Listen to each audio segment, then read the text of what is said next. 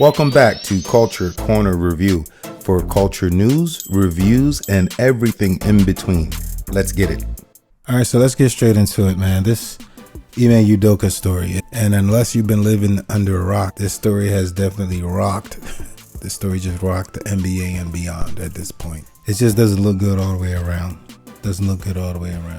He's taking responsibility when the Celtics suspended him, and though that's what they agreed to from when the suspension was first announced for an entire year, for an entire season, that raised a lot of eyebrows. What?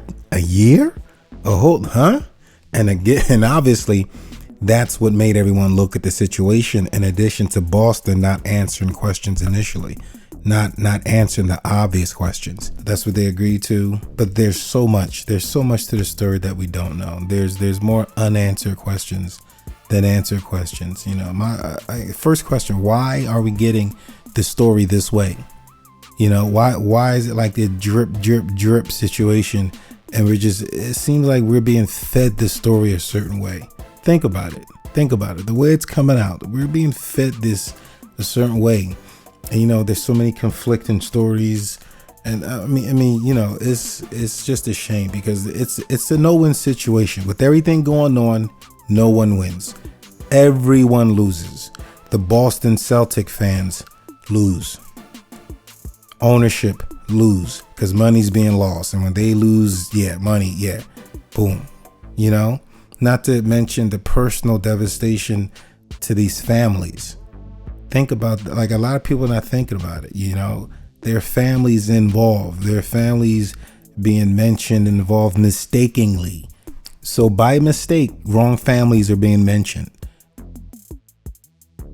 But the harm that happens, again, that can't be undone.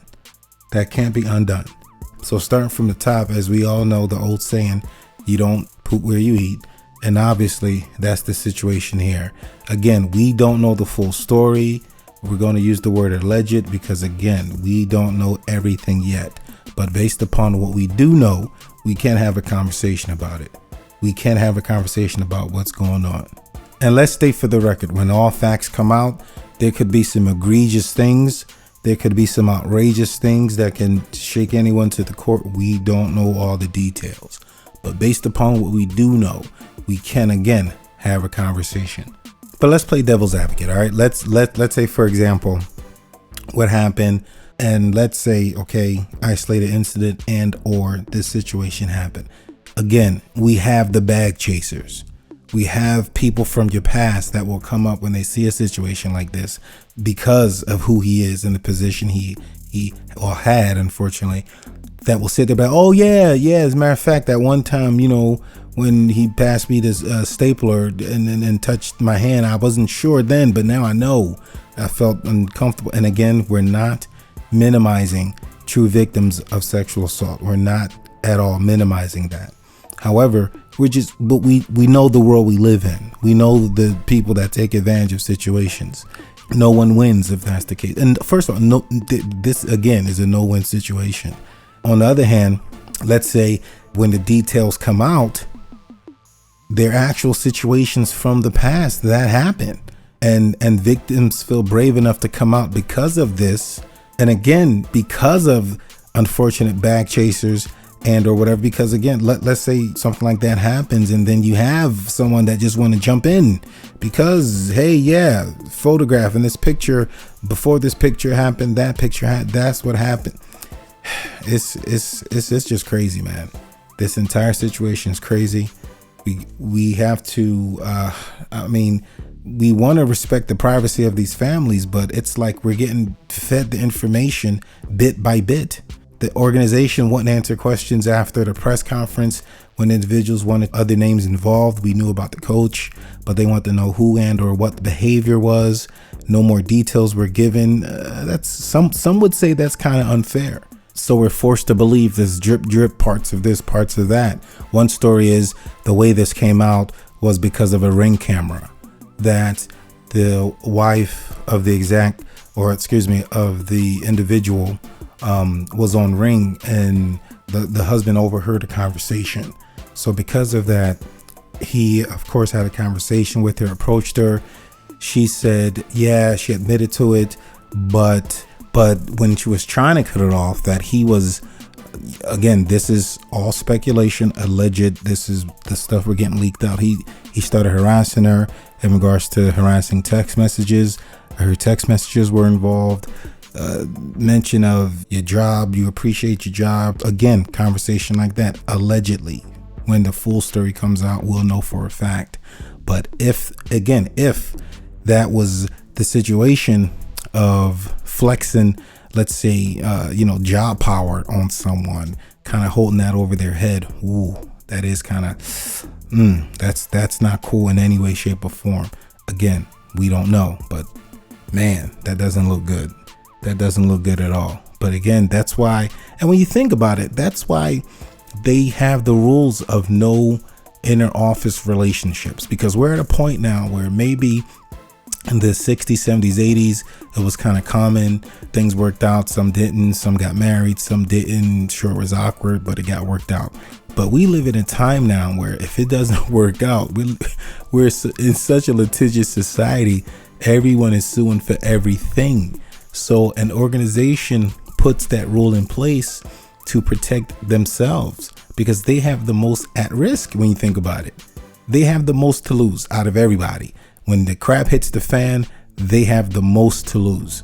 So when the Celtics organization was made aware of this, this is when an investigation was launched back in July. Can we believe it? Is it possible? It's possible. Sounds possible to me. That's why it's believable. And then another story goes, again, this is bits dripping, that a player from the team reported it to management. Is that believable? I mean, how a player from the team? That's against man code 101. Again, not condoning any illicit behavior, but man code is mind your business. You see what I'm saying? But again, we don't know all the details. Was it a relationship with the players, a significant other? Was it a wife? We don't know. As time goes on, details will come out. And again, I just hope the best for everyone involved. Again, and other elements, was it more than one woman from the Celtics organization? That's another question floating around. That's, again, speculation, rumors. All this is alleged. We have to say that for legal purposes, because we don't know. Was it another story involved some pregnancy rumors? Is someone pregnant out of all this? Man, we know that's an extra layer that'll just make it extra sticky. No matter, again, what side and what's going on. Is there any underage stuff going on? Rumors of that are going around. Stories of that are going around. So until Boston lets out all the details, again, that the fans and that I think at this point the public deserves to know what's going on at this point, because of the way things were leaked out in the beginning.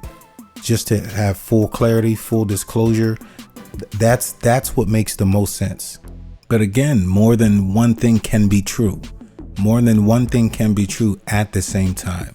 And in time, it'll all come out. It'll all come out. It all will come out. Everything in the dark will come out to light. That's the old saying. So with that being said, feel free, like, comment, subscribe, drop your thoughts in the comment section. What do you think about this whole situation that's going on? Do you think it's fair? Do you think Boston isn't, kind of giving full disclosure in regards to the way the public deserves? Do you think there's more to the story? Is there an angle that we're missing here? So whatever you're thinking, just leave in the comment section. All right. So until the next Culture Corner review, remember, life is too short for anything but love. Bless up.